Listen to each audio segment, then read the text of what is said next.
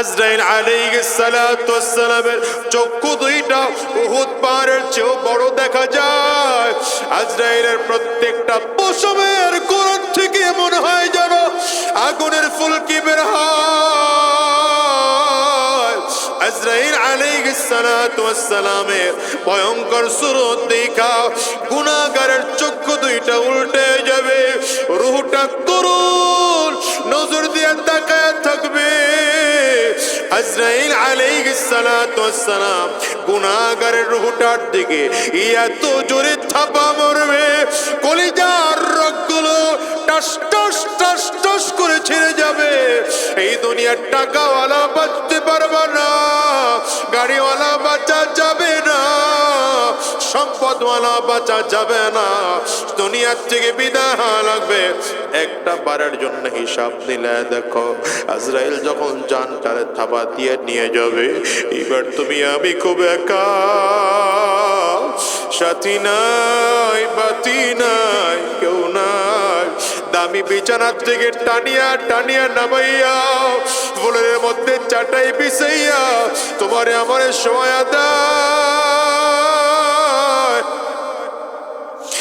ঘরের সব থেকে পুরাতন চাদর দেয়া ঠেকে দেয়। একদল লোক দৌড়ায় চলে গেল বাজার থেকে কাফনের কাপড় কিনে আনার জন্যে। একদল লোক চলে গেল বড়ই পাতা দিয়ে গরম পানি করার জন্যে। একদল লোক চলিয়া গেল বাগানের কিনারায় বাঁশ কেটে কেটে কবর খনন করার জন্য। বাজারের একদল লোক চলে যায় মশারি টানায় গোসলের জায়গা ঠিক করার জন্যে। তোমারে আমার সুন্দর করে গোসল করায় তিনটা সাদা কাপড় দিয়া প্যাকেট বানায়া, ও পর্দার আড়ালের মা, তোমাকেও পাঁচটা কাপড় দিয়া জনমের তরে প্যাকেট করাবে। সুন্দর করে প্যাকেট করায়া যত্ন সহকারে সুন্দর করে গোসল করায়া প্যাকেটটা করাইয়া এমন কোন মাঠে নিয়ে আসবে জানাজা কমপ্লিট করানোর জন্য। ও বাজার হিসাব মিলে দেখো, জানাজা শেষ হয়ে গেলে আস্তে আস্তে করে কবরের দেশে নিয়ে রওনা হয়। লাশ নামানোর জন্য তিনটা লোক কবরের মধ্যে টপ টপ করে নেমে যাবে। আরে হাতটা ধরে তোমার আমার কেউ মাথায় ধরে টান দেবে, কোমরে আর একজনে ধরবে, পায়ে আর একজন ধরবে। তিনটা লোক তিন ভাবে ধরাধরি করে কবরের মধ্যে নামায়া শোয়া সুন্দর করে কিবলামুখী দিয়ে মাথার বানটাও খুলবে, পায়ের বানটাও খুলে দিয়ে মাজার বানটাও খুলিয়া আস্তে আস্তে করে বাঁশগুলো বিছায়। বাঁশ বিছায়া চাটাই দিয়ে তোমার আমার অন্ধকার বানা ফেলা। সবাই তো গিয়া ঘরের মধ্যে বাতি জ্বালাবে, তোমার আমার কবরের মধ্যে কেউ বাতি দিবে না। হিসাব মিলে দেখো না, এইবার তোমার পরিচয়টা কি বলো? টাকাওয়ালা এখন তোমার আর পরিচয় নাই, আর গাড়িওয়ালার পরিচয় নাই। এখন তুমি কোন জায়গার কোন ক্ষমতাওয়ালা সেই পরিচয় আর নাই। এখন পরিচয় তুমি কেমন আমল করছো সেই পরিচয় আমার জিজ্ঞাসা করা হবে। প্রথমেই প্রশ্ন করা হবে, মার রব্বুকা, কে তোমার রব বলো। যদি আমরা গুনাহগার না হই, ইমানদার হই, সেদিন জবাব দিতে পারবো রব্বি আল্লাহ, আমার রব আর কেউ না, আমার রব হলেন আমার আল্লাহ। প্রশ্ন করা হবে, ওয়ামা দীনুকা, কি তোমার ধর্ম বলো। যদি সেদিন ইমানদার হতে পারে জবাব দিতে পারবো দীনি আল ইসলাম। যেদিন প্রশ্ন করা হবে দুই প্রশ্ন সঠিক হইলে, 3 নম্বর প্রশ্ন করা হবে, ওয়ামান নবিয়ুকা, কে তোমার নবী বলো। যদি ইমানদার হই তো বলতে পারবো আমার নবী আর কেউ নয়, মুহাম্মাদুর রাসূলুল্লাহ। এই জন্য অনুরোধ করে যাই ভাই, যদি জবাব দিতে না পারো সেদিন বারবার করে চিৎকার করবে গুনাহগার, হা হা লা আদরি, হা হা লা আদরি, আমি কিছু জানি না, আমি কিছু জানি না। এ দুনিয়ার যুবক, দুনিয়ার রং তামাশার মধ্যে পড়ে যায় না, বরঞ্চ দুনিয়ার তালে না পড়ে হিসাব মিলাও, এই দুনিয়ার থেকে একদিন বিদায় হয়ে যাওয়াই লাগবে, ওই অন্ধকার কবরে যাওয়াই লাগবে। বেঈমান হয়ে যাওয়া যাবে না, গুনাহগার হয়ে জমিন থেকে বিদায় নেওয়া যাবে না। যদিও আল্লাহ তাআলা গুনাহ করার ক্ষমতা দিয়েছেন, যোগ্যতা দিয়েছেন, কিন্তু না না, তারপরেও গুনাহ করব না। যদি গুনাহ হয়ে যায় তাইলে আমার মালিকের কাছে তওবা করব, পাক্কা সাচ্চা দিলে তওবা করে খাঁটি বান্দা হইয়া জমিন থেকে বিদায় হব। কারা কারা ওয়াদা করতে তৈয়ার, দুইটা হাত উঁচা করে আমার আল্লাহরে দেখাও, চিৎকার করে জোরে আওয়াজ দিয়া ডাক দাও আল্লাহ, আরো জোরে আল্লাহ, চিল্লা জোরে বলো আল্লাহ। চোখে যদি পানি না আসে কান্নার বাঁধ ধরে ডাক দাও, চোখের পানিগুলো ফেলে নিজের গুনাহগার মনে করে চিল্লায়া জোরে ডাক দাও আল্লাহ।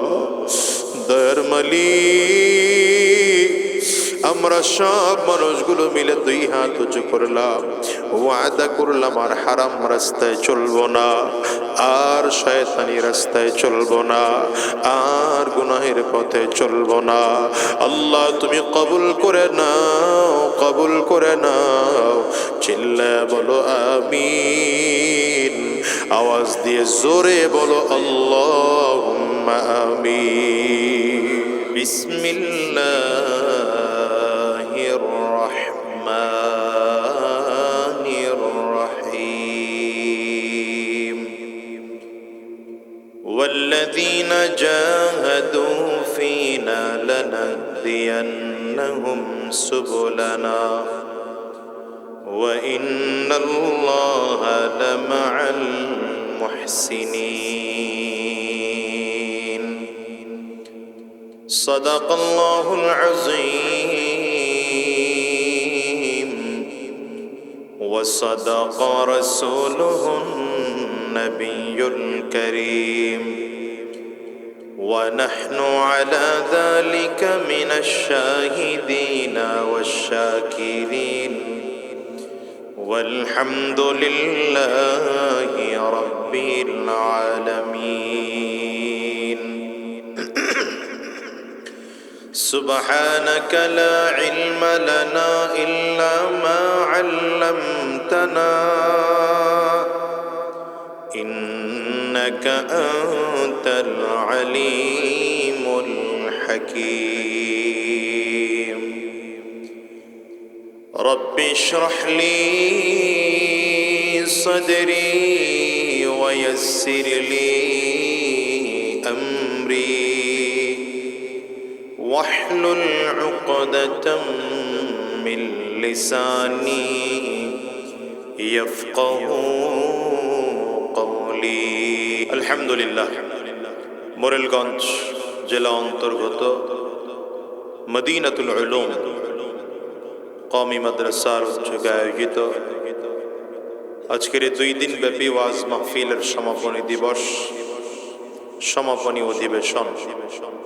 আজকের এই অধিবেশনের মোহতারাম সম্মানিত সভাপতি, আপনাদের এলাকার কৃতি সন্তান কুতুবুল আলম সৈয়দ ফজলুল করিম রহমতুল্লাহ আলাইহির অত্যন্ত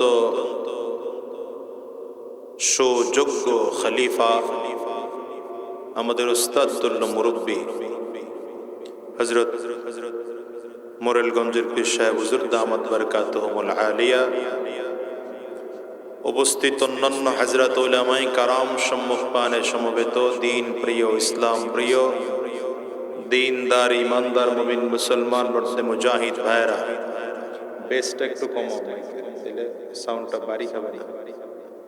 মুরব্বী বাবা, চিরা যুবক বন্ধুরা, কচি কাঁচা মাসুম বাচ্চারা, পর্দার অন্তরালে অবস্থানরত সম্মানিতা শ্রদ্ধা মা ও বোনেরা, আল্লাহ পাকের শুকর যে আল্লাহ তাআলা আপনাকে আমাকে অত্যন্ত দয়া করে, মায়া করে, মহব্বত করে ভালোবেসে আজকের এই কোরআনী মজলিসে, দ্বীনী মজলিসে, জান্নাতি বাগানে, ইমানদারদের মজলিসে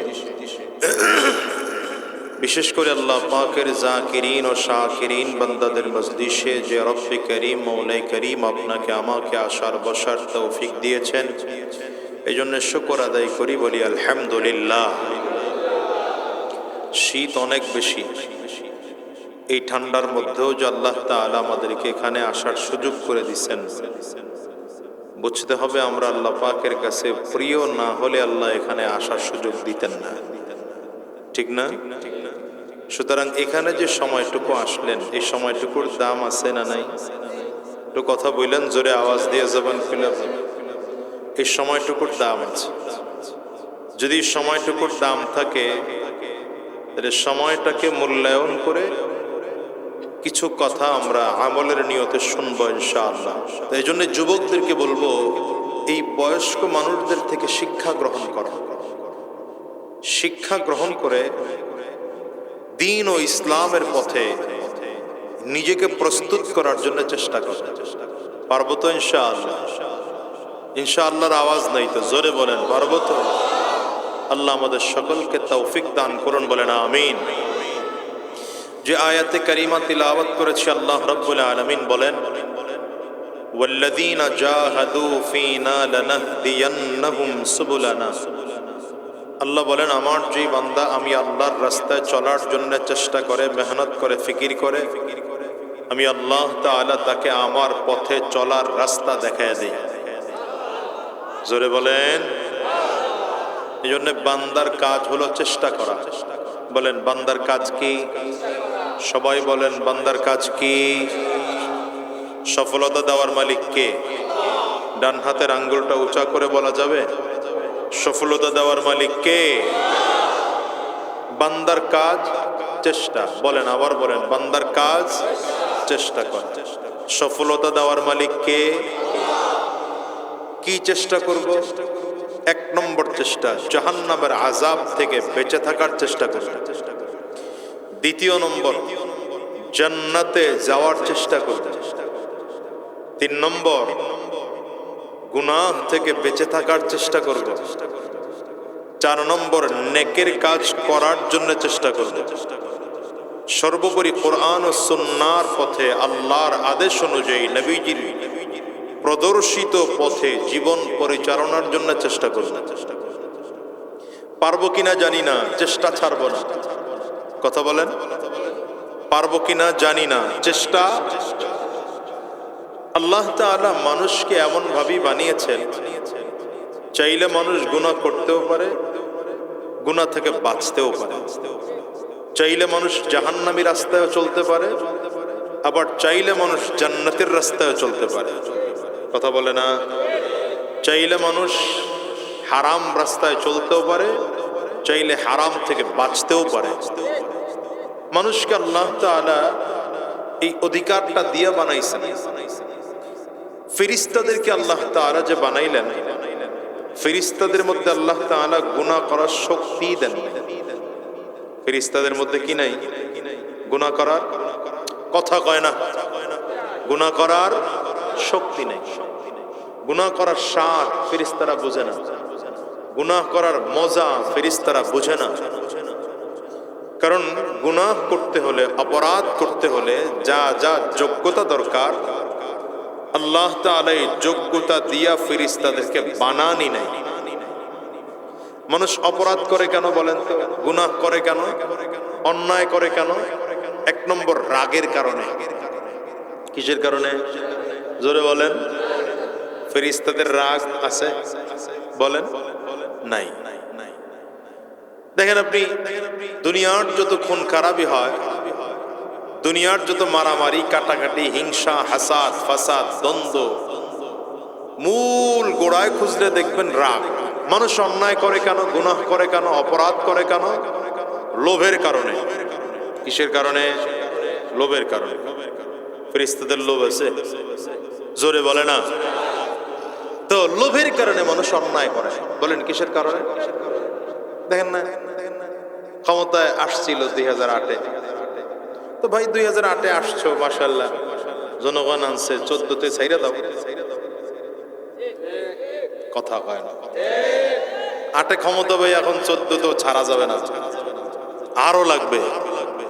কি কথা কন না কেন? 14 তে কেউ আশপাশে ছিল না, তারপরও একা একা। ঠিক আছে তো ভাই 18 হয়েছে, এখন ছাড়ো না, ক্ষমতা বড় মজা, আবার লাগবে। কি ঠিক না? ঠিক। আসলো 2018-তে, ভাই এখন ছাড়ো। 2024-এ এসে না, এখনো ছাড়া যায় না। হ্যাঁ দেখছেন, আমি কিন্তু কই নাই। 41, 61, কারো স্বপ্ন আবার 81 পর্যন্ত ছিল। এই লোক ওখানে বসলেই তো এরা হিসাব করে দেখে গেলে টাকার টাকা। এই 16 আর 17 বছরে 28 লক্ষ কোটি টাকা এই দেশ থেকে শুধু পাচার হইছে। কত কোটি চিন্তা করেন, মুরব্বীরা হিসাব মিলাই পারতেছেন। হ্যাঁ, 28 লক্ষ কোটি টাকা এ দেশ থেকে শুধু পাচার হইছে। এগুলো লোভের কারণে না, ক্ষমতা গেলেই লোক, মেম্বার হইতে পারলেই লোক, চেয়ারম্যান হইতে পারলেই টাকা, এমপি হইতে পারলে তো কথাই নাই। কি ঠিক না বেটি? আমি তো দেখি ভাই, মেম্বার আর চেয়ারম্যান হয়ে লাভ নাই। আমি তো লসে আছি, আর ওই 4.5 বছর ধরে লসে আছি, লাভে নাই। বরঞ্চ আগে নিজের গাড়ি দিয়ে চলতাম, এখন নিজের গাড়ি দিয়ে চলার কায়দা নেই, নিজের গাড়ি বেচা ভাড়া দিয়ে চলি। আর আপনারা বলবেন তাইলে আমনের টাকা কই যায়? আমি তো হিসাব করে দেখতেছি, হালাল উপায় ওইখান থেকে 1 টাকা ইনকামের সুযোগ নেই। সরকার আমারে বেতনের জন্য বলছে 10,000 টাকা বেতন দিবে। কত হাজার? চেয়ারম্যানের বেতন 10,000, এটা জাইনে রাখেন, কয়ে দিয়ে গেলাম। তাও 10,000 সব সরকার দেয় না, সরকার দেয় মাত্র 4,500 টাকা। আর বাকিটা যদি পরিষদের ইনকাম থাকে তাইলে ওখান থেকে নেওয়া যায়। মানে ভ্যাট, ট্যাক্স, অন্যান্য ট্রেড লাইসেন্স যেগুলো মিলায় যদি ইনকাম থাকে, তাহলে সরকার বলতেছে যে চেয়ারম্যান সর্বোচ্চ কত টাকা বেতন নিতে পারবে। আর আপনি হিসাব করেন, 5 বছরে কয় মাস? কথা কয় না মানুষগুলো। 5 বরং 60 মাসে 10,000 টাকা করে বেতন পেলে কয় কোটি টাকা? 15-20 কোটি না? কত? কন্যা হিসাব কন্যা কত? এই 5 বছর পয়সা 6 লাখ। এই 6 লাখ টাকা পাওয়ার জন্য তুমি 5 কোটি টাকা খরচ করে চেয়ারম্যানই করো। কি কথা কন না? এই জন্যই তো গিয়াই শুধু দুর্নীতি। কি ঠিক না বেঠিক জোরে বলেন? এই জন্য অনুরোধ করে গেলাম, প্রয়োজনে ভোট দেবেন না, যোগ্য আল্লাহ ফিরু সৎ ভালো মানুষকে পাবেন না, ভোট দেবেন না। যদি না থাকে ভোট দেবেন না, থাকবে তো ভোট দেবেন। কারণ তোমার ভোট পচে পচুক, তুমি পচছো না। ঠিক কইলেন না কেন?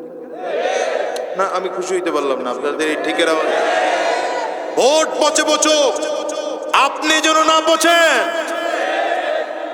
কি ঠিক না বেঠিক বলেন? লোভের কারণে মানুষ অন্যায় করে। বলেন কিসের কারণে? ফেরেশতাদের লোভ, কথা কন নাই। মানুষ অন্যায় করে কেন, গুনাহ করে কেন? হিংসার কারণে। এটা আরেকটা। ফেরেশতাদের হিংসাও নাই। মানুষ অন্যায় করে কেন, গুনাহ করে কেন? যৌন চাহিদার কারণে। ফেরেশতাদের এটাও নাই। অর্থাৎ অন্যায় করার জন্য যা যা যোগ্যতা দরকার, একটা যোগ্যতাও ফেরেশতাদের। রাগ নাই, হিংসা নাই, লোভ নাই, যৌন চাহিদা নাই। ফেরেশতাদের মধ্যে আল্লাহ তাআলা ভিন্ন একটা জিনিস দিয়েছেন, সেটা হচ্ছে আকল। কি দিয়েছেন? জোরে বলেন। আকল দিয়েছেন, জ্ঞান দিয়েছেন, বিবেক দিয়েছেন, বুদ্ধি দিয়েছেন। আবার বিপরীত দিকে জানোয়ারের দিকে তাকান। দুনিয়ার গরু, ভেড়া, শিয়াল, শুয়োর, কুকুর, এই জানোয়ারের মধ্যে অপরাধ করার জন্য যা যা যোগ্যতা দরকার সব আছে। কি আছে না নাই? একটা গরুর মধ্যে রাগ আছে না? বলেন না, জোরে বলেন না। হিংসা আছে না? লোভ আছে না, যৌন চাহিদা আছে না, কিন্তু জানোয়ারের মধ্যে আকল নেই। জানোয়ারের মধ্যে কি নাই? ফেরেশতাদের কাছে অপরাধ করার শক্তি নাই, কিন্তু আকল আছে। জানোয়ারের মধ্যে অপরাধ করার সব যোগ্যতা আছে, কিন্তু আকল নেই। মানুষকে আল্লাহ কেমন করে বানাইছেন? এই খেয়াল করেন, মানুষকে আল্লাহ কেমন করে বানাইলেন? মানুষের মধ্যে দুইটা আছে। ওই জানোয়ারের দেওয়া রাগ মানুষের মধ্যে আছে, লোভ মানুষের মধ্যে আছে, হিংসা মানুষের মধ্যে আছে, যৌন চাহিদা মানুষের মধ্যে আছে, আবার আকল এটাও মানুষের মধ্যে আছে।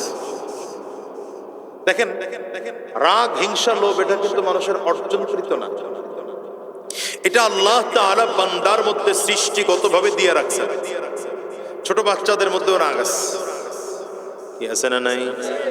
আপনি দেখবেন 1 বছর 1.5 বছরের বাচ্চা কোন একটা বাজারে নিয়ে গেছেন, কোন একটা খেলনা দেখে বাচ্চার পছন্দ হয়েছে, আপনারা বারবার ইশারা করতেছে, হয়তো বলতে পারে না, ইশারা করতেছে ওইটা আমারে কিনে দাও। কোন কারণে আপনি দিলেন না, তোর মেজাজ গরম, কি কথা কয় না? এখন আপনার দাড়ি ধরে টানে, খামসি দেয়, কিল দেয়, ঘুষি দেয়। আচ্ছা, বাচ্চাটা রাগের কি বুঝে বলেন? রাগ করার বয়স হয়েছে তো রাগ করলো না করলো না? কেন করলো? বুঝে গেল আল্লাহ তাআলা সৃষ্টিগতভাবে বান্দার মধ্যে রাগ দিয়ে রাখছেন। কি ঠিক না বেঠিক? হিংসা দিয়ে রাখছেন। একই বয়সের 2 বাচ্চা, একই বয়সের 2 বাচ্চা, একটা আপনার ভাতিজা, একটা আপনার ছেলে। কোনদিন একটু পরীক্ষা করে দেখেন তো, আপনার ভাতিজারে কোলে নিয়ে আদর বেশি করেন, বাচ্চাটারে আদর কম করেন, দেখবেন আপনার ছেলের মেজাজ গরম। কি কথা কয় না? কেন বলেন তো? ও বাচ্চা হিংসার কিছুই বোঝে না, ওর মনের মধ্যে চিন্তা, বাপ আমার তো আদর করে আরেকজন রে, এটা ওর মধ্যে সহ্য হয় না। কি কথা কয়? লোভ বাচ্চাদের মধ্যে আছে। একই বয়সের 2টা বাচ্চা, দেখবেন একই বয়সের 2 বাচ্চা, একজনরে আপেল 2টা দিছেন, একজনরে একটা দিছেন। বাজার থেকে আপেল কিনে আইনা একজনরে কয়টা দিছেন? আরেকজনরে যারে একটা দিছেন হের মেজাজ খারাপ, হয়তো এটা ফিক্কা ফালাই দিবে, নাইলে যারে 2টা দিছেন তার কাছ থেকে নিবে। কি কথা হয় না? আল্লাহ তাআলা বান্দার মধ্যে একসাথে 2টা কেন দিছেন? আল্লাহ বলেন, গোলাম তোমারে আকল দিলাম, আকল দিয়া রাগ নিয়ন্ত্রণ করতে চেষ্টা করো, হিংসা নিয়ন্ত্রণ করার জন্য ফিকির করো, লোভ নিয়ন্ত্রণ করো, যৌন চাহিদা নিয়ন্ত্রণ করো। 2টা একসাথে আল্লাহ দিয়েছেন। বলেন তো কেন দিলেন? আকল দিয়ে। আপনারা বুঝেন না এতক্ষণের কথা। 2টা একসাথে বান্দার মধ্যে আল্লাহ কেন দিয়েছেন? আকল দিয়ে রাগ, হিংসা, লোভ, যৌন চাহিদা, এক কথায় বদ আখলাক গুলো নিয়ন্ত্রণ করার জন্য।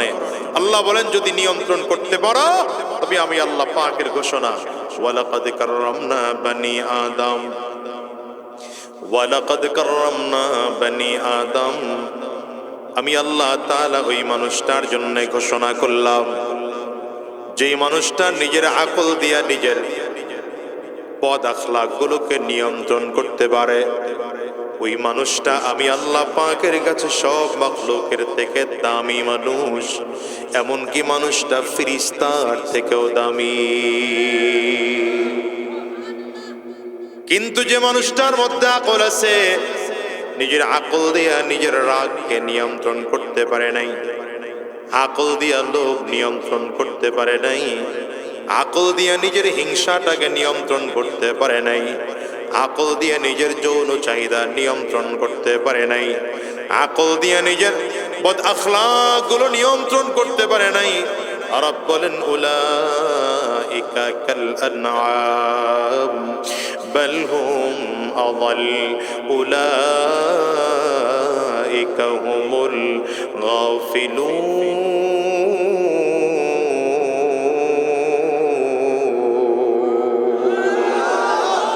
আল্লাহ তাআলা বলেন, গোলাম নিজের আকল দিয়ে নিজের রাগ হিংসা লোভ যদি নিয়ন্ত্রণ করতে না পারো, তাইলে তোমার অবস্থা হলো চতুষ্পায় জন্তুর মতো, জানোয়ারের মতো, গাধার মতো, শিয়ালের মতো, শুয়োরের মতো, কুকুরের মতো। আল্লাহ বলেন শুধু ওদের মতোই নয়, এদের চেয়েও বান্দা তোমার অবস্থা খারাপ। এটা মানুষের সাথে আল্লাহ তাআলা গরুর তুলনা করলেন, মানুষের সাথে আল্লাহ তাআলা গাধার তুলনা করলেন, মানুষের সাথে শিয়াল শুয়োর কুকুরের তুলনা করলেন। কেন বলেন তো? এই খেয়াল করে দেখেন, আপনাদের এই মসজিদে যখন ফজরের আজান হয়, আপনাদের এলাকার গরুগুলো সব ওযু গোসল করে পাক পবিত্র হয়ে সুন্দর পোশাক আশাক পরে মসজিদে ফজরের নামাজ পড়ার জন্য চলে আসে। সবাই কয় না? আসে?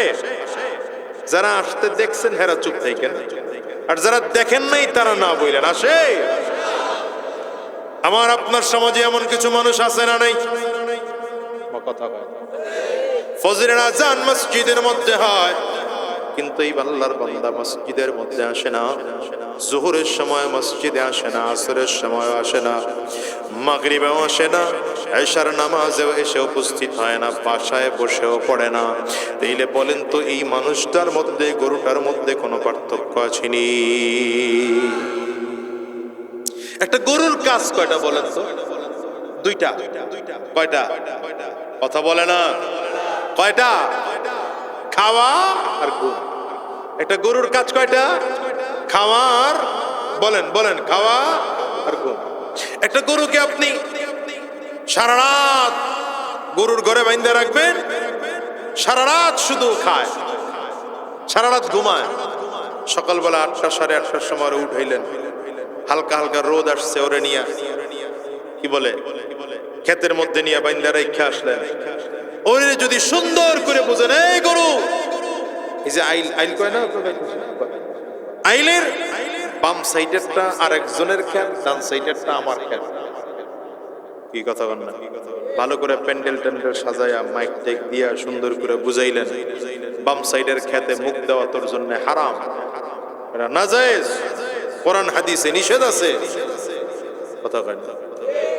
বাম সাইডে মুখ দিলে 100 ব্যাত দিয়ে পিটাবো তোরে, জাহান্নামের আগুনে জ্বলবি। এমন করে করে গরুরে বুঝাইলেন, বাইন্দা গেলে রাইখা রাস্তায় উঠছেন। গরুর মুখ কোন দিকে? কি কথা কয় না? ও কি আপনার ওয়াজ বুঝছে? ও হালাল নাই, হারাম নাই, সুদ নাই, ঘুষ নাই, ভালো নাই, মন্দ নাই, পাক নাই, না পাক নাই, জায়েজ নাই, না জায়েজ নাই, সামনে যা পায়। কথা বলে না? সারাদিন খাইয়া রাত্রিবেলা বাসায় এসে ঘুমায়, ওর কামই এই দুইটা। ও ভাই, আমার আপনার সমাজে এমন কিছু মানুষ আছে সারা রাত ঘুমায়, নামাজ রোজার খবর নাই। কি ফজর গেল, কোথায় গেল, কেমনে গেল, কখন গেল, খবরই নাই। উনিও 8টা সাড়ে 8টার সময় ঘুম থেকে উঠছে, মাশাআল্লাহ। ঘুম থেকে উঠা গোসল টোসল করে উনি অফিসে গেল, চাকরিতে গেল, ব্যবসা করতে গেল, খেত খামার করতে গেল। উনিও গিয়া হালাল নাই, হারাম নাই, সুদ নাই, ঘুষ নাই, ভালো নাই, মন্দ নাই, পাক নাই, না পাক নাই, জায়েজ নাই, না জায়েজ নাই, নিজেরটা নাই, পরেরটা নাই, গরুর মতো যা পায়।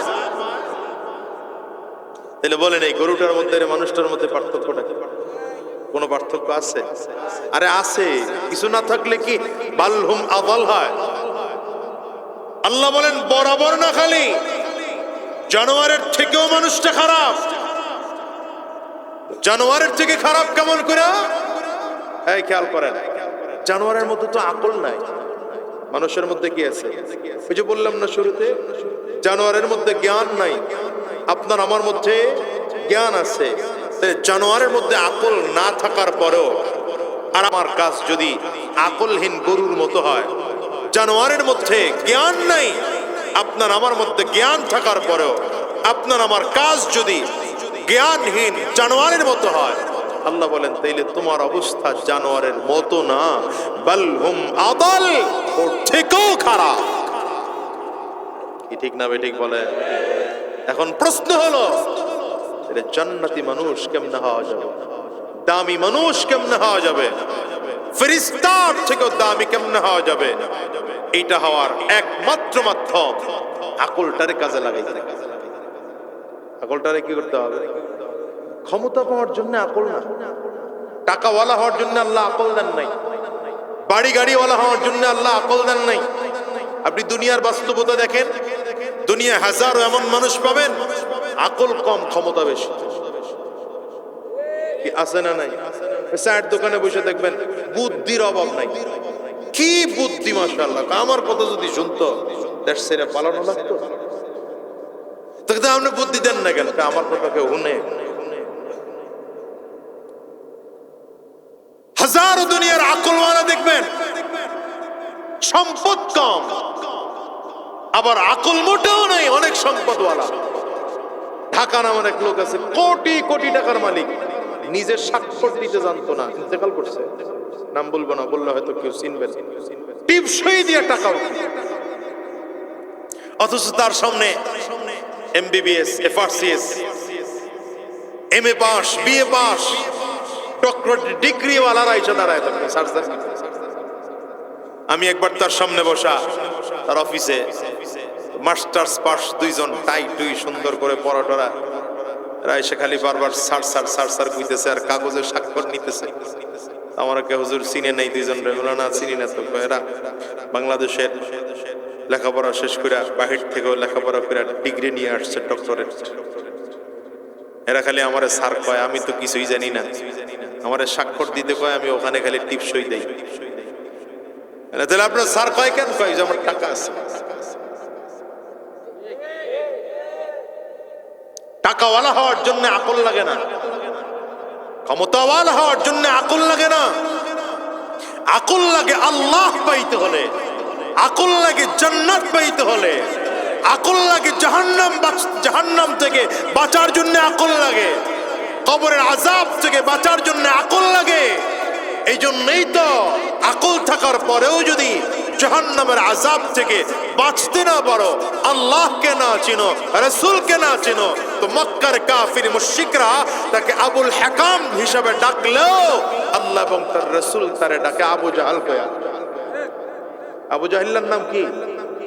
না না, এটা নাম না, এটা তার উপাধি।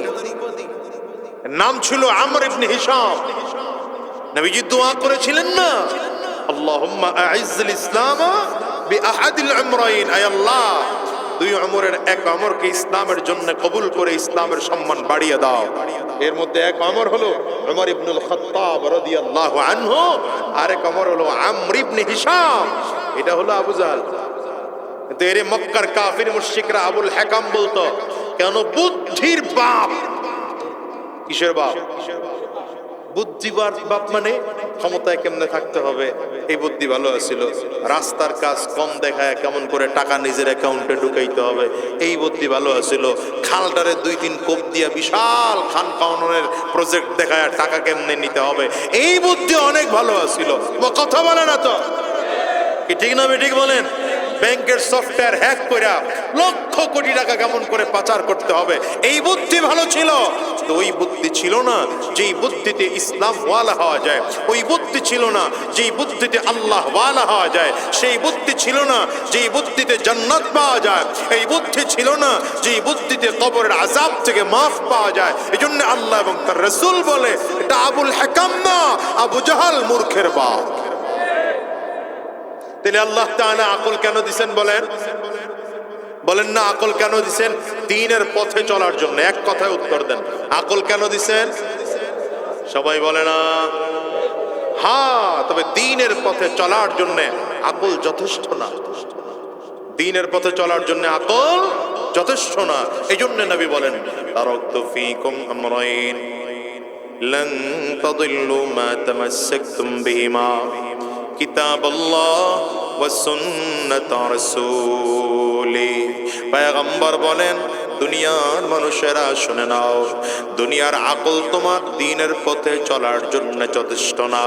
আবার আমি নবীকেও দুনিয়ার মধ্যে চিরজীবন পাইবা না। খুব ভালো করে খেয়াল করে দেখেন, পয়গম্বর ডেকে বলেন তোমাদের মাঝে দুটো জিনিস আমি রেখে গেলাম, যদিও আমি নবী জমিন থেকে চলে গেলাম, তোমাদের মাঝে দুটো জিনিস রেখে গেলাম। এক নম্বর আমার আল্লাহ পাকের কোরআন, দ্বিতীয় নম্বর আমি নবীর সুন্নাহ। এই দুইটা জিনিস যদি মজবুত করে ধরে রাখতে পারো, জীবনভর কোনো দিন পথভ্রষ্ট হবে না। মনে রাখবেন, দ্বীনের পথে চলার জন্য আকলটা যথেষ্ট না। এই জন্য আল্লাহ তাআলা 30 পারাওয়ালা কোরআন দিলেন, 114 সূরাওয়ালা কোরআনুল কারীম দিলেন। এবার যদি কোরআন না বোঝো, তাইলে আল্লাহ তাআলা একজন নবী পাঠাইলেন। এমন নবী পাঠাইলেন, নবীর কি দায়িত্ব আল্লাহ তাআলা তাও কোরআনে বলে দিয়েছেন।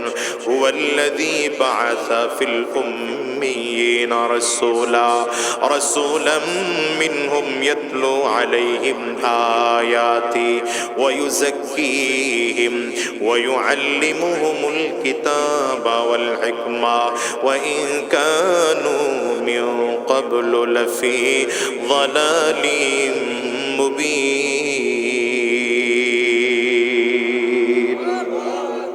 আল্লাহ তাআলা বললেন, আমি আমার পয়গম্বরকে পাঠাইলাম মূর্খদের মাঝে, তাদের মধ্য থেকে একজনকে নবী বানাইয়া মূর্খদের মাঝে পাঠাইলাম। এই নবীর দায়িত্ব কি, কাজ কি? আল্লাহ তাআলা তা বলে দিলেন। এক নম্বর কাজ হলো ইয়াতলু আলাইহিম আয়াতি। এই নবী গোটা জাতিকে কোরআনুল কারীমের তিলাওয়াত করে করে করে করে শোনাবে। জাতিকে কোরআন তিলাওয়াত করে শোনাবে, কোরআনের তিলাওয়াত শিখাবে। শুধু কোরআন তিলাওয়াত করে শোনাবে তাই নয়, ওয়া ইউযাক্কিহিম, বরঞ্চ জাতির আত্মা পরিশুদ্ধ করার জন্য মেহনত করবে। এই জন্য মনে রাখবেন, এই আকলটা দিয়া দুনিয়ার টাকাওয়ালা হওয়ার জন্য ফিকির করা যাবে না। আকল দিয়া গাড়ি বাড়িওয়ালা হওয়ার জন্য ফিকির করা যাবে না। আকল যেহেতু আল্লাহ তাআলা দিয়েছেন, এই আকল খাটায়া খাটায়া হালাল হারামের মধ্যে পার্থক্য বুঝতে হবে। হারাম পরিত্যাগ করা লাগবে, হালালকে গ্রহণ করা লাগবে। আল্লাহ তাআলা এই জন্য আকল দিয়েছেন। আকল দিয়েছেন আল্লাহ সত্য মিথ্যার মধ্যে পার্থক্য করার জন্য। সত্যটাকে গ্রহণ করো, মিথ্যাটাকে পরিত্যাগ করো। আল্লাহ তাআলা আকল কেন দিয়েছেন? জায়েজ না জায়েজের মধ্যে পার্থক্য করার জন্য। জায়েজটা গ্রহণ করো, না জায়েজটাকে পরিত্যাগ করো। বান্দা, যদি তোমার আকল দ্বীনের পথে চলার জন্য যথেষ্ট না হয়, কোরআন ধরে ধরে পড়ো। কোরআন যদি না বোঝো, তাইলে আলেমের কাছে যাও। হ্যাঁ, নবীর কাছে যাও। যখন নবী ছিলেন তখন সাহাবায়ে কেরাম নবীদের কাছে গিয়েছেন। নবী আজ জমিনের মধ্যে নাই, সাহাবায়ে কেরামদের কাছে গিয়েছেন তাবেঈন। সাহাবায়ে কেরাম জমিন থেকে বিদায়, এবার তাবেঈনদের কাছে গিয়েছেন। তাবেঈন গিয়ে কোরআন শিখেছেন। এমন করে করে তাবেঈনদের কাছে গিয়েছেন আইম্মা মুজতাহিদিনদের কাছ থেকে কোরআন শিখেছেন উলামায়ে মুতাকাদ্দিমিনদের কাছ থেকে কোরআন শিখেছেন উলামায়ে মুতাআখিরিন। আজকের এই যুগের জন্য হিসাব মিলায় দেখো, এই যুগের উলামায়ে কেরামদের কাছে গিয়া যদি কোরআন ও সুন্নাহর সঠিক পথে নিজের আকল খাটায় চলতে পারো, তাইলেও তুমি দুনিয়ার দামি মানুষ। কারণ উলামায়ে কেরামদের ব্যাপারে পয়গম্বর বলেছেন, ইন্নাল উলামা ওয়ারাসাতুল আম্বিয়া। উলামায়ে কেরাম নবীদের ওয়ারিস। দেখেন বাবা, উলামায়ে কেরাম নবীদের ওয়ারিস। কি ওয়ারিস রেখে গেছেন? কি নবীজি উত্তরসূরি বানায় দিয়ে গেলেন। আমরা তো মনে করি টাকা পয়সার ভাগ সন্তান পায়, জন্য বাবার উত্তরসূরি সন্তান হয়। আমরা নবীর উত্তরসূরি, উলামায়ে কেরাম নবীর উত্তরসূরি কেমন করে হলো? পয়গম্বর নিজে বলেন, ওয়া ইন্নাহুম লাম ইউওয়ারিসুনা দীনারাও ওয়ালা দিরহামা ইন্নাহুম ইউওয়ারিসুল ইলমা। নবীজি বলেন, আমি আল্লাহর পয়গম্বর দুনিয়ার মানুষের কাছে আমার উম্মতদেরকে, আমার আলেমদেরকে ওয়ারিস বানায়া, উত্তরসূরি বানাইয়া রেখে দিয়ে গেলাম। কেমন করে ওয়ারিস বানাইলাম? তারা আমার টাকা পয়সার উত্তরসূরি নয়, তারা আমি নবীর ইলমের উত্তরসূরি। এই জন্যই তো বলি, দুনিয়ার মানুষ শোনো, একটা সময় গোটা জাতিকে আমার নবীজি নিজে কোরআন ও সুন্নাহ শিখিয়েছেন। নবী জমিন থেকে বিদায়, সাহাবায়ে কেরাম কোরআন শিখিয়েছেন, সাহাবায়ে কেরাম বিদায় আমার গোটা জাতিকে কোরআন শিখিয়েছেন। তাবেঈন, তাবেঈন ও জমিন থেকে বিদায় গোটা জাতিকে কোরআন শিখিয়েছেন। তাবিয়ে তাবেঈন, তাবিয়ে তাবেঈন বিদায় গোটা জাতিকে কোরআন শিখিয়েছেন। আইম্মা মুজতাহিদিন তারাও জমিন থেকে বিদায় গোটা জাতিকে কোরআন শিখিয়েছেন। উলামায়ে মুতাকাদ্দিমিন তারাও জমিন থেকে বিদায় গোটা জাতিকে কোরআন শিখিয়েছেন। উলামায়ে মুতাআখিরিন। মুসলমান, এই বাংলাদেশের সিচুয়েশন একটা সময় এমন ছিল, এই গোটা জাতিকে কোরআন ও সুন্নাহর বয়ান করে করে শোনাইতেন হাজী শরিয়াতুল্লাহ রাহমাতুল্লাহি আলাইহি। যুগের পরিবর্তনে আল্লাহর বান্দা জমিন থেকে বিদায় হয়ে গেলেন, গোটা জাতিকে কোরআন ও সুন্নাহর কথাগুলো বলে বলে শোনাইতেন। ফরিদপুরের শামসুল হক ফরিদপুরি রাহমাতুল্লাহি আলাইহি আল্লাহর বান্দা জমিন থেকে বিদায় হয়ে গেলেন, গোটা জাতিকে কোরআন ও সুন্নাহর কথাগুলো বলে বলে শোনাইতেন হাফিজ হুজুর রাহমাতুল্লাহি আলাইহি। আল্লাহর বান্দা জমিন থেকে বিদায় হয়ে গেল, গোটা জাতিকে কোরআন ও সুন্নাহর কথাগুলো বলে বলে শোনাইতেন উজানির কারি ইব্রাহিম সাহেব রাহমাতুল্লাহি আলাইহি। আল্লাহর বান্দা জমিন থেকে বিদায়, গোটা জাতিকে কোরআন ও সুন্নাহর কথাগুলো বলে বলে শোনাইতেন চরমনের ইসহাক সাহেব রাহমাতুল্লাহি আলাইহি। আল্লাহর বান্দা জমিন থেকে বিদায়, এবার গোটা জাতিকে, গোটা বাংলা ঘুরে ঘুরে ঘুরে ঘুরে গোটা জাতিকে কোরআনের দিকে ডাকতে চরমনের কালমানি সৈয়দ ফজলুল করিম রাহমাতুল্লাহি আলাইহি। আল্লাহর বান্দা জমিন থেকে বিদায়। দেখো না, আমি তো মাঝে মাঝে বলি এই চেয়ারগুলো তো বাবা আসলে আমরা বসার যোগ্যতা রাখি না। এমন কোন চেয়ার আমাদের বড়রা বসে বসে বয়ান করেছেন? কেন বসলাম? বসার কারণ হলো কাব্বারানি মওতুল কুবারা। বড়রা জমিন থেকে বিদায়, তো আমাদের মতো অযোগ্যরা সেই জন্য চেয়ার দখল করেছি। আজকে তাকায় দেখো, মোরেলগঞ্জের হযরত পীর সাহেব হুজুর আমাদের মাঝে বসা আছেন। এমন একটা দিন হয়তো চলে আসবে, আল্লাহর বান্দাকে আমাদের হারাইতে হবে।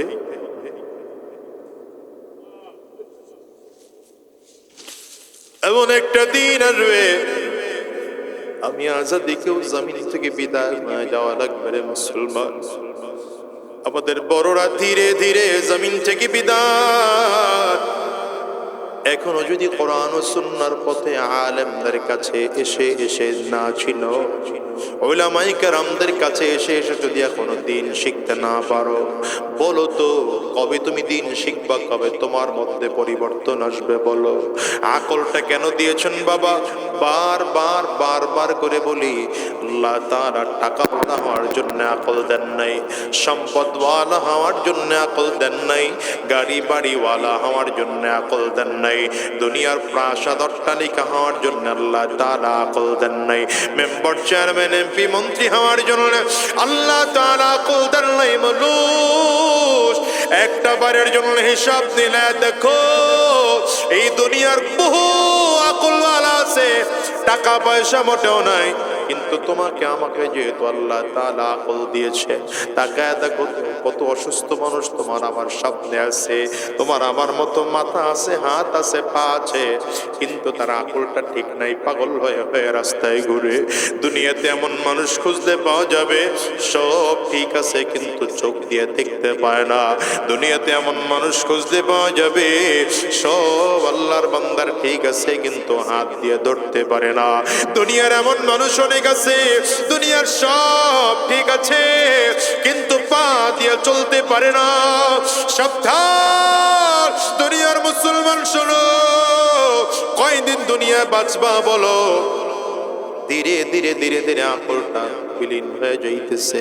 ধরো তো দুনিয়ার কাফির আর মুশরিকরা তোমার আমার আকলটাকে এখন নিয়ে দুনিয়ার রং তামাশার মধ্যে নিয়ে ঢুকায় দিচ্ছে, যেন তোমার আমার ব্রেনের মধ্যে জান্নাত ও জাহান্নাম নিয়ে কোনোদিন চিন্তা না আসে, ভালো মন্দ নিয়ে যেন চিন্তা না আসে। দুনিয়া নিয়ে শুধু চিন্তা করব, দুনিয়া আর দুনিয়া, দুনিয়া আর দুনিয়া। আল্লাহ বলেন দুনিয়ার পিছনে শুধু দৌড়াইতেই থাকবা, দুনিয়া পাইবা না। আল্লাহ হাত্তা যুরতুমুল মাকাবির, শুধু দুনিয়া আরো চাই, আরো চাই, আরো চাই, চাই চাই করে করে করে করে কোটি কোটি টাকার সম্পদ হয়েছ, সব ফেলে রেখে রেখে তোমারে অন্ধকার কবরে গিয়ে থাকা লাগবে।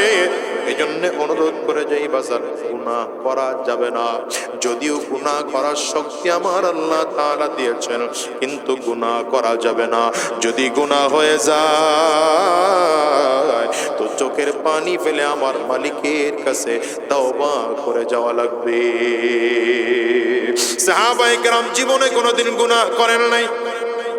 দু চারজন সাহাবীদের থেকে গুনাহ হয়ে গেছে, তওবা করার জন্য পাগল হয়ে গেছে। ওই যে দেখেন না, একজন মহিলার কথা বলি, মহিলা একজন সাহাবিয়া নবীজির কাছে এসে দাঁড়িয়েছে। নবীজি, অন্যায় করে ফেলেছি, গুনাহ করে ফেলেছি, জিনা করে ফেলেছি। রহমতের নবী চেহারা ঘোরায় দিয়া ডাক দিলেন, না না, আমার কোন সাহাবী জিনা করতে পারে না। কারণ বুখারীর হাদিসের মধ্যে এসেছে, পয়গম্বর বলেন, লা ইয়াজনি জানি হিনা ইয়াজনি ওয়া হুয়া মুমিন। মুমিন থাকা অবস্থায় আমার কোন বান্দা, আমার কোন সাহাবী জিনা করতে পারে না। মুমিন থাকা অবস্থায় কোন ঈমানদার জিনা করতে পারে না। নবী আমার ডাক দিলেন, মাগো, না না, তুমি গুনাহ করতে পারো না, কারণ কোন সাহাবী গুনাহ করতে পারে না। মহিলা আবার ডাক দেয়, পয়গম্বর, আমি জিনা করে ফেলেছি। দুইবার বলেছেন আমার নবীর কাছে। নবীজি আবারও চেহারা ঘুরায় দিয়া ডাক দিলেন, পয়গম্বর, আমি এমন জিনা করেছি, আমার জিনার কারণে আমার পেটে বাচ্চা চলে আসছে। পয়গম্বর, আমার স্বামী আছে, ব্যবসায়ী সফরে আমার স্বামী বিভিন্ন জায়গায় যায়, শয়তানের ধোঁকায় পড়লাম। আমার ঘরের একটা কাজের ছেলে আছে, তার সাথে আমি জিনার নামক গুনাহের মধ্যে লিপ্ত হয়ে পড়েছি। মহিলা এখন কান্না করে, নবী আমার, যদিও শয়তানের ধোঁকায় পড়ে অন্যায় করে ফেলেছি, কিন্তু আপনি আমার শাস্তি দিয়ে পবিত্র বানায় দেন। রহমতের নবী ডাক দেয়, মা, এখন তোমার স্বীকারোক্তি অনুযায়ী তোমার গর্ভে এখন বাচ্চা। না না, এই অবস্থায় তোমার শাস্তি দেওয়া যাবে না। যাও মা, চলে যাও। যেদিন তোমার বাচ্চা জমিনে আসবে, আমি নবীর কাছে আসবা, আমি নবী সেদিন তোমার শাস্তি দিয়া পবিত্র বানায়া দেব।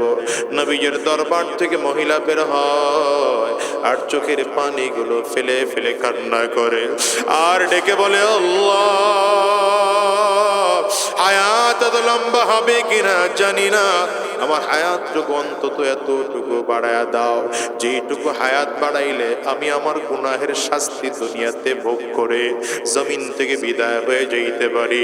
লম্বা দিন পরে মহিলা ফিরে আসছে। আজকে বাচ্চাটারে কোলে করে নিয়ে পয়গম্বরের সামনে হাজির। নবীজির সামনে দাঁড়ায় ডাক দেয়, নবী আমার, এই বাচ্চাটার দিকে তাকা তাকা দেখে, এখন আমার বাচ্চা আলাদা, আমি আলাদা। নবীজি বাচ্চার দিকে তাকায় লক্ষ্য করেন, একদিন বা 2 দিন আগে বাচ্চাটা জমিনের মধ্যে আসছে। নবীজি ডেকে বললেন, মা, এই অবস্থায় তোমার শাস্তি দেওয়া যাবে না, বাচ্চাটারে নিয়ে যাও। কারণ বাচ্চার দিকে তাকায় দেখি 1 দিন 2 দিন আগে বাচ্চা আসছে। এই মুহূর্তে বাচ্চা মায়ের আদর যত্ন অনেক বেশি বাচ্চাটার জন্য দরকার। মহিলা বের হয়, আমার নবী ডাক দিলেন, ততদিন পর্যন্ত তোমাকে শাস্তি দেব না, যতদিন তোমার বাচ্চাটা একটু নিজের চলা নিজে চলতে না পারে, যতদিন পর্যন্ত নিজের খানা নিজে খাইতে না পারে। যাও, চলে যাও, নিয়ে বাচ্চাটাকে লালন পালন করো। মহিলা আবারও যায়, আবারও মহিলার চোখ দিয়ে টপ টপ করে পানিগুলো বের হয়, আর চিল্লা আমার মালিকের ডাক দেয়, ওগো মালিক, হায়াতে বাঁচবো কিনা জানি না, কখন জমিন থেকে বিদায় হয়ে যাব। আয় আল্লাহ, যদি বিদায় হয়ে যায় যেন গুনাহ থেকে মুক্ত হওয়ার পরে বিদায় হতে পারি। আবার লম্বা দিন পরে ফিরে আসছে। আজকে মহিলা চালাকি করে নিজের কোলের থেকে বাচ্চাটারে নিচে নামায়া হাতে ধরে হাঁটায় হাঁটায় নবীজির দরবারে নিয়ে আসছে। বাচ্চাটার মুখের মধ্যে একটা রুটি ধরায় দিছে। বাচ্চাটা শক্ত রুটি চাবায় চাবায় সামনের দিকে হাঁটতেছে। নবীজির সামনে দাঁড় করা দিয়া ডাক দিলেন, পয়গম্বর, এই যে তাকায় দেখে আমার বাচ্চাটা এখন অনেক বড়, নিজের চলা নিজে চলতে পারে, নিজের খানা নিজে খাইতে পারে, আর আপনি আমারে ঘুরায় দিয়েন না, আর ফিরায় দিয়েন না, আপনি আমার শাস্তি দিয়া পবিত্র বানায় দেন। রহমতের নবী আমার বাচ্চাটাকে একজন সাহাবীর সুপুর্দ করে দিয়া ডাক দিলেন, সাহাবীরা, এই মহিলা যেহেতু বিবাহিতা ছিল, তার কোমর পর্যন্ত, বুক পর্যন্ত মাটির মধ্যে গাড়ো, বুক পর্যন্ত মাটির মধ্যে গেড়ে ফেলা হলো। একটার পর একটা পাথর নিক্ষেপ করো, একের পর এক পাথর নিক্ষেপ করা হলো। পাথরের আঘাতে আঘাতে মহিলার রক্ত শরীর থেকে টপ টপ টপ টপ করে পড়তেছে। সাহাবী একজন ডাক দিলেন, বেগানা মহিলা, নাপাক মহিলা, জমিন থেকে বিদায় হয়।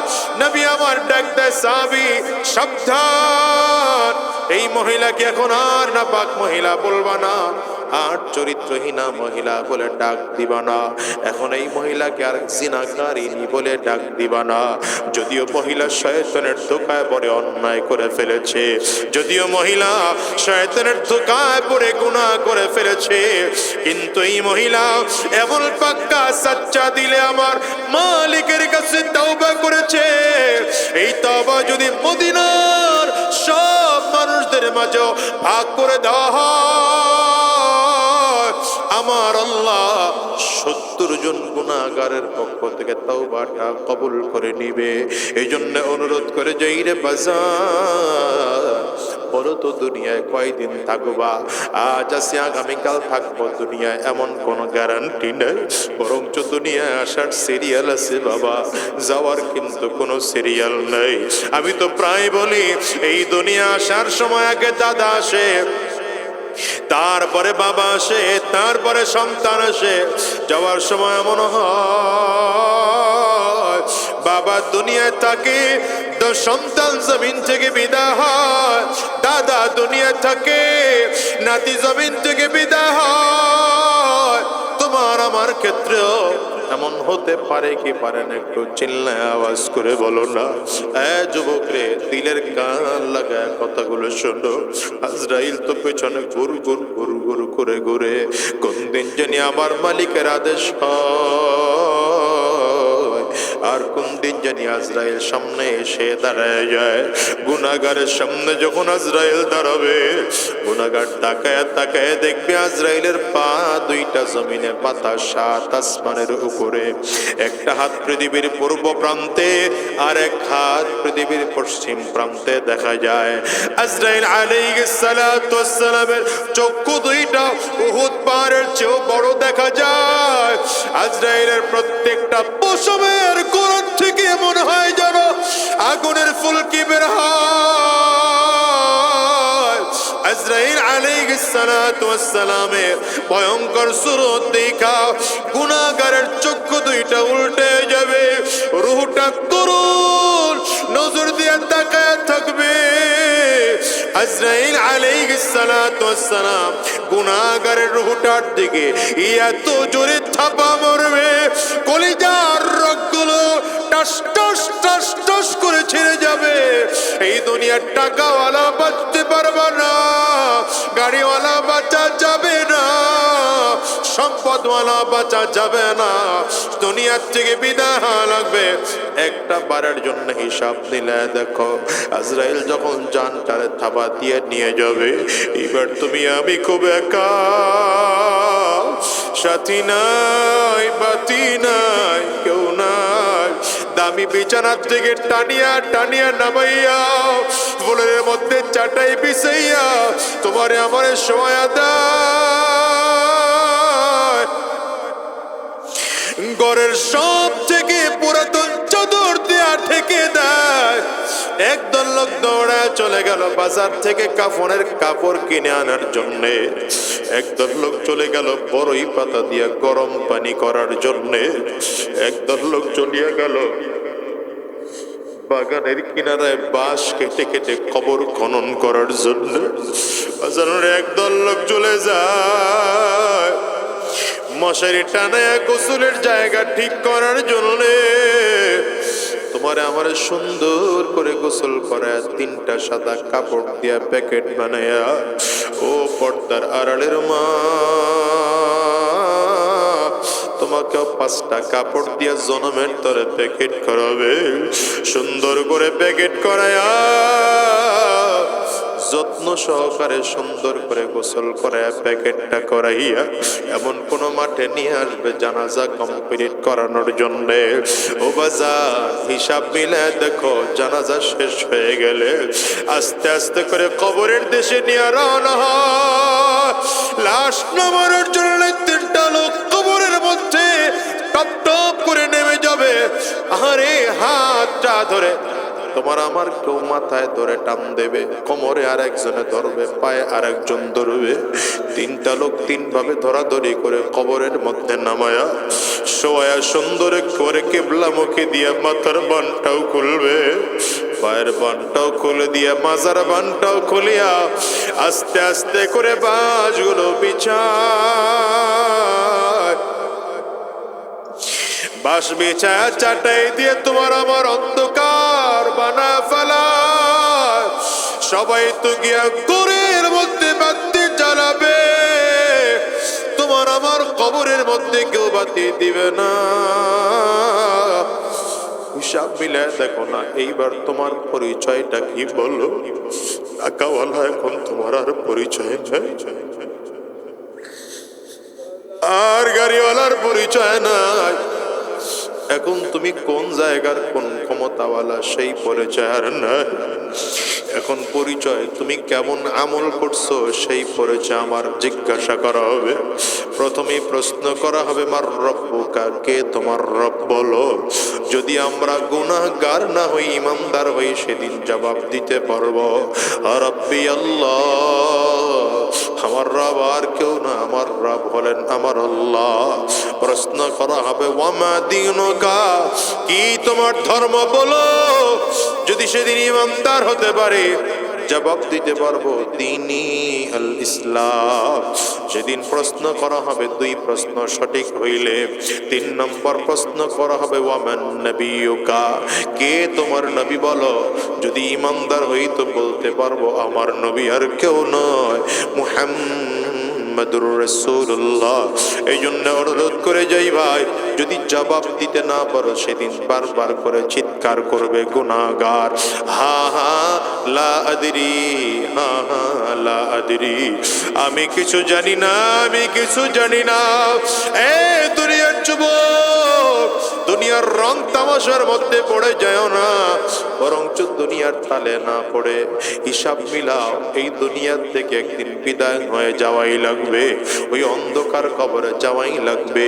বেঈমান হয়ে যাওয়া যাবে না, গুনাহগার হয়ে জমিন থেকে বিদায় নেওয়া যাবে না। যদিও আল্লাহ তাআলা গুনাহ করার ক্ষমতা দিয়েছেন, যোগ্যতা দিয়েছেন, কিন্তু না না, তারপরেও গুনাহ করব না। যদি গুনাহ হয়ে যায় তাইলে আমার মালিকের কাছে তওবা করব। পাক্কা সাচ্চা দিলে তওবা করে খাঁটি বান্দা হইয়া জমিন থেকে বিদায় হব। কারা কারা ওয়াদা করতে তৈয়ার, 2টা হাত উঁচা করে আমার আল্লাহরে দেখাও। চিৎকার করে জোরে আওয়াজ দিয়া ডাক দাও আল্লাহ, আরো জোরে আল্লাহ, চিল্লা জোরে বলো আল্লাহ। চোখে যদি পানি না আসে কান্নার বান ধরে ডাক দাও। চোখের পানিগুলো ফেলে নিজের গুনাহগার মনে করে চিল্লায়া জোরে ডাক দাও আল্লাহ। দয়ার মালিক, আমরা সব মানুষগুলো মিলে 2 হাত উঁচু করলাম, ওয়াদা করলাম আর হারাম রাস্তায় চলবো না, আর শয়তানি রাস্তায় চলবো না, আর গুনাহের পথে চলবো না। আল্লাহ তুমি কবুল করে নাও, কবুল করে নাও। চিল্লায়া বলো আমিন, আওয়াজ দিয়ে জোরে বলো আল্লাহুম্মা আমিন। আলহামদুলিল্লাহি রাব্বিল আলামিন, والصلاة والسلام على سيد الأنبياء والمرسلين. ربنا ظلمنا أنفسنا وإن لم تغفر لنا وترحمنا وترحمنا لنكونن من الخاسرين ربنا لا تزغ قلوبنا بعد إذ هديتنا وهب لنا من لدنك رحمة إنك أنت الوهاب رب ارحمهما كما ربياني صغيرا رب ارحمهما كما ربياني صغيرا رب ارحمهما كما ربياني صغيرا رب كريم মেহেরবান খোদা আয় আল্লাহ তোমার শাহী দরবারে ভিক্ষুকের মতো দুইটা হাত বাড়াইলা জানি না কার জানি মানায় এই মজলিসের মধ্যে কার জানি ভাবনা আয় আল্লাহ যিনি আব্বা আম্মা দুজনকে হারিয়েছেন আব্বা আম্মার কবরগুলো জান্নাতের টুকরা বানায় দাও যাদের আব্বা আম্মা বেঁচে আছেন হায়াত বাড়ায় দাও আমাদের জিন্দেগির গুনাহ খাতাগুলো মাফ করে দাও আয় আল্লাহ মনে বড় ভয় হয় আজরাইল তো পিছনে ঘুরঘুর করে ঘুরে কোন দিন জানি তোমার আদেশ হয় আর কোন দিন জানি আজরাইল সামনে এসে দাঁড়াইয়া যায় হায় আল্লাহ যখন আজরাইল আমাদের সামনে দাঁড়াবে ইমানদার হইয়া জমিন থেকে বিদায় নিতে পারবো কিনা জানি না আল্লাহ মেহেরবানি করে আমাদেরকে ইমানদার বানাইয়া কবরে দিও আজরাইল জান কবজ করার আগে আগে পাক্কা সচ্চা ইমানদার বানাইয়া দিও আল্লাহ আয় আল্লাহ আমাদেরকে দিনদার ইমানদার বানাইয়া দাও জীবনে যত গুনাহ করেছি সব গুনাহগুলো মেহেরবানি করে মাফ করে দাও জীবনে যত গুনাহ করলাম জেনে না জেনে বুঝে না বুঝে ইচ্ছা অনিচ্ছায় গোপনে প্রকাশ্যে দিনে রাতে যত গুনাহ করলাম আল্লাহ সব গুনাহ থেকে তোমার দরবারে মাফ চাই মেহেরবানি করে মাফ করে দাও আয় আল্লাহ আমাদেরকে দ্বীনের পথে চলার তৌফিক দিয়ে দাও আমাদেরকে ইসলামের পথে চলার তৌফিক দিয়ে দাও আয় আল্লাহ এই মাদ্রাসাকেও তুমি কবুল করে নাও মাদ্রাসার যত হাজাত আছে গায়েব থেকে পূরণ করে দাও আসাতিজায়ে کرام তুলাবা ইলমদেরকেও কবুল করে নাও মুহিব্বিন মুতাআল্লিকিনদেরকেও তুমি কবুল করে নাও আয় আল্লাহ কমিটির দায়িত্বশীলদেরকেও কবুল করে নাও আজকের এই মাহফিলকে তুমি কবুল করে নাও আজকের মাহফিল করতে গিয়ে যারা টাকা পয়সা মেধাশ্রম বুদ্ধি দিয়ে সহযোগিতা করলেন প্রশাসনের ভাইরা জনপ্রতিনিধিরা মাইক লাইট স্টেজ প্যান্ডেলের দায়িত্ব যারা পালন করেছেন প্রত্যেককে তুমি কবুল আর মঞ্জুর করে নাও আয় আল্লাহ আজকের মাহফিলকে তুমি এলাকাবাসীর জন্য হিদায়াতের জরিয়া বানিয়ে দাও আমার পর্দার আড়ালের মা বোনদেরকেও কবুল করে নাও মুরব্বী বাজানদেরকেও কবুল করে নাও মাসুম বাচ্চাদেরকেও কবুল করে নাও আল্লাহ আয় আল্লাহ হযরত পীর সাহেব হুজুরের হায়াতে বরকত দান করো আয় আল্লাহ সেহাতের সাথে জিন্দেগি দান করো আয় আল্লাহ আমাদের মাঝে দীর্ঘ হায়াতের সাথে খিদমত করার তৌফিক দিয়ে দাও তার সহধর্মিনীর কবরটা জান্নাতের টুকরা বানায় দাও আয় আল্লাহ জান্নাতের মধ্যে মাকাম বুলন্দ করে দাও আল্লাহ তার সন্তানদেরকেও দিনদার ইমানদার বানায় দাও সহি দ্বীনের পথে গোটা জিন্দেগি অটল অবিচল থাকার তৌফিক দিয়ে দাও সকল খেদমতগুলো তুমি কবুল করে নাও আল্লাহ আমাদেরকেও দ্বীনের পথে চলার তৌফিক দিয়ে দাও বিশেষ করে বাংলাদেশকে তুমি হেফাজত করো গোটা বাংলাদেশকে তুমি হেফাজত করো আয় আল্লাহ গোটা বাংলাদেশকে তুমি হেফাজত করো আয় আল্লাহ আমাদেরকে দ্বীনের পথে চলার তৌফিক দিয়ে দাও দুনিয়ার জমিনে যতদিন থাকবো তোমার গোলামি করার তৌফিক দিয়ে দাও জমিন থেকে যখন বিদায় হয়ে যাব ঈমান নিয়ে যাওয়ার তৌফিক দিয়ে দিও আয় আল্লাহ আজকের মাহফিলে যারা যে যেইভাবে উপস্থিত হলেন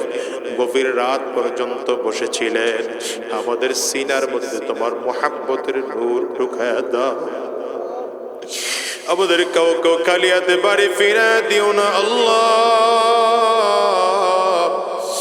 তোমার মোহাব্বত দিয়ে আমাদের সিনাটা ভরপুর করে দাও, তোমার মোহাব্বত দিয়ে সিনাটা ভরপুর করে দাও, আমাদেরকে দ্বীনের জন্য কবুল করে নাও। সুবহানা রাব্বিকা রব্বিল ইজ্জাতি আম্মা ইয়াসিফুন ওয়া সালামুন আলাল মুরসালিন والحمد لله رب العالمين।